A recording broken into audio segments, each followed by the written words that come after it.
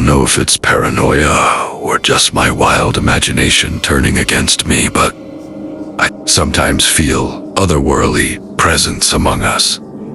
It's a feeling of uneasiness that sometimes turns into a hunch, and then a conclusion. I have this quirk that if I close my eyes, I can easily visualize and feel the environment around me. I don't claim to have some ability like clairvoyance or any kind of magic. It almost feels like a hunch, but having a hunch on something or someone is more like guessing with regards to the information available to you. To me, it's more like a vibration. It's the breeze in my face, the sounds that I hear, the sensations on my skin. That all leads to a conclusion. To support this, I must tell you my experience on the 10th floor. I worked for a service provider company that covers almost all telecommunications and other IT infrastructure needs. So, I have been hired by this company as a systems engineer for over a year and a half now. Let me tell you the place of where I worked. The company I have worked for owns the building in which our office takes place. We are located on the 11th floor.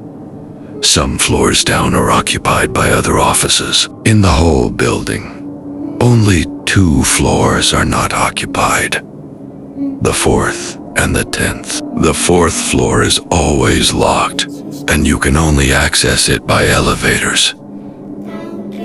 Now, for the 10th floor, it's quite different. It's accessible through the fire exits. The door that leads to it is always open and, of course, the elevator. Sometimes, whenever I have so much work to do and so much stress is piled up, I go down to the 10th floor through the fire exit and just stand there. The 10th floor is quite a messy place. It's more like a storage than an actual office, but it's clean enough for me to hang out there. I just stare on this transparent window, on which you can see the road, the people, the vegetation, and the sea. It's quite serene if you ask me. It's my haven, and I always go there when I'm pressured and stressed out. But every time I go there, there's this feeling of hot breeze on my face and static on my arms. I don't pay attention to it most of the time. Also, there is this pair of eyes always watching the back of my head. I can't see who owns it, but whenever I close my eyes, I can sense it lurking behind those locked doors. It doesn't mean no harm, but sure creeps me out sometimes. My work sometimes needs extra time to meet deadlines, and that means late for home. I sometimes go home around 9 p.m., wherein I'm one of the few people who remains in the office. At these times, whenever I'm using the elevator, I'm always alone. One night, after a hectic schedule, I was ready to go home. I was alone in the elevator. I toggled the ground button, then waited for the elevator to go down. To my surprise, it stopped on the 10th floor. Now, to my knowledge, I'm the only one who wants to go hang out on that place. So, the elevator stopped, opened its doors, and yes, no one is there, but I know something is there. So, I pay my respect and said, "Come in, it's going down." After I said that, you know that shaking in the elevator whenever someone steps in? The elevator shakes in there. This breeze on my face that I can't explain. After the elevator reached the ground floor, I stepped out and looked back to see what is inside with me. But to my surprise, the 10th floor button is lit. I can see it through the reflection on the mirror. I just shrugged it off. Then the security guard called me and said, "Jubananka," which translates to "it accompanied you." I just smiled and replied, "Oh, Anaman Judge Nasya," which means, "Yep, that's what it does." My story happened when I was just 8 years old at the province of Tarlac. I had a playmate named Kelvin. He was a playful child, jolly and nice. But one day he got sick and died of pneumonia at a young age of 5. I remember it was our summer vacation when he died, so there was nothing to do at our house, and that's why I played with my friends at his wake. We were playing Sunka at the balcony of their house when I saw Kelvin's aunt looking petrified at one of the room's door curtain. I noticed that the curtain was moving, and I got confused. Why? Because there were no air at that time. And she just shouted out loud and fainted. When she gained consciousness, she said that she saw Kelvin looking at her directly, covering half of his body with curtain, smirking and walking towards her, saying, "Auntie, Ega, I am Tatita." That's what she heard, and after that she fainted. Everyone was terrified of what she said. A lot of scary things happened at Kelvin's wake, but the worst was yet to come. I stayed near Kelvin's casket one night with Kelvin's parents, aunts, and grandparents, when suddenly everyone in the room started crying, shouting Kelvin's name. His aunt and mother fainted, saying they saw Kelvin running around them and touched them one by one. The elders threw salt and rice all over the place for Kelvin's spirit to be at peace. I was scared to death since I did not see my friend that time.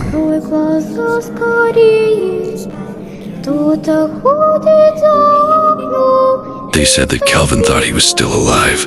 That is why his playful spirit still wanted to play with everyone. The haunting stopped after the funeral, but what happened that day was one of the most terrifying things that happened to me. This happened when I was in college studying nursing way back 2007 or 2008. It was my 3rd year on the course, and this was when I was staying in the Philippines. This story happened when we were having our psyche affiliation with Vicente Sato Memorial Hospital in Cebu City.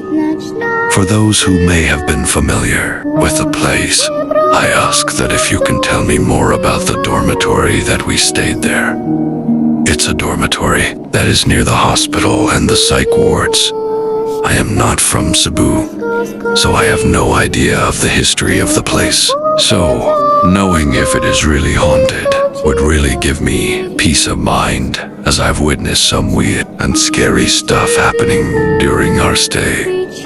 There, we arrived at that said dormitory. As I recall, it was almost dusk and evening was fast approaching. The first impression when we entered the place was the darkness all over the place. Even with the lights on, it felt a little bit darker for me at that time. Be it physically or metaphorically, that was how I remember it initially upon stepping foot on the place. Next thing I noticed was how the dormitory was shaped. It was circular, and there are stairs that lead to the 2nd floor where the rooms are. There were columns supporting the circular dormitory, which to me, if I imagine drawing lines, I can probably imagine making a pentagram from the circular formations of the columns. My memory might be mixed with imagination that time, but that is how it felt like, and how I perceived it to be. That being said, you can only imagine the weird vibes the dormitory is putting off. Boys and girls are separated by their own rooms. One room can occupy almost 10 people. It has double decks arranged as if like a military barracks. That's the best I can describe it with. We arrived at our boys' room and the first thing I noticed was we have a balcony at the very back of the room where we can do laundry and stuff. Sing go. How cool was that? Was what I originally thought, but that changed immediately when I stepped out to the balcony alone. Right outside of the balcony has this huge acacia tree, and right that instant, I felt like I was being watched and I had these goosebumps all over my skin. I shrugged it off and went inside the boys' room, bearing in mind not to go out there if alone. We stayed there for 2 weeks, so on our first few days of our stay, Some weird things have been already happening. I already knew that there was something off with the place, but I didn't tell anyone as it was unnecessary to make my classmates get scared just because I felt like the place is off and weird. Didn't last long though, as they experienced hauntings all on their own. Experienced one. I have this girl classmate that lost her phone. She swore she just placed it on her bed and she couldn't find it anywhere. We originally thought someone must have took it. Logically thinking that was possible, we tried to call their phone, and someone answered it after a few rings. All I know was that it was an old lady, voiced at the other end of the line, per my classmates. Description of the voice. As we were waiting for their conversations to start, my classmate kept on saying hello and if the lady took her phone, but we can see that she was getting confused and stressed talking to the stranger. She abruptly hung up the phone and we were baffled as to why. So Lee asked her what happened and where's her phone.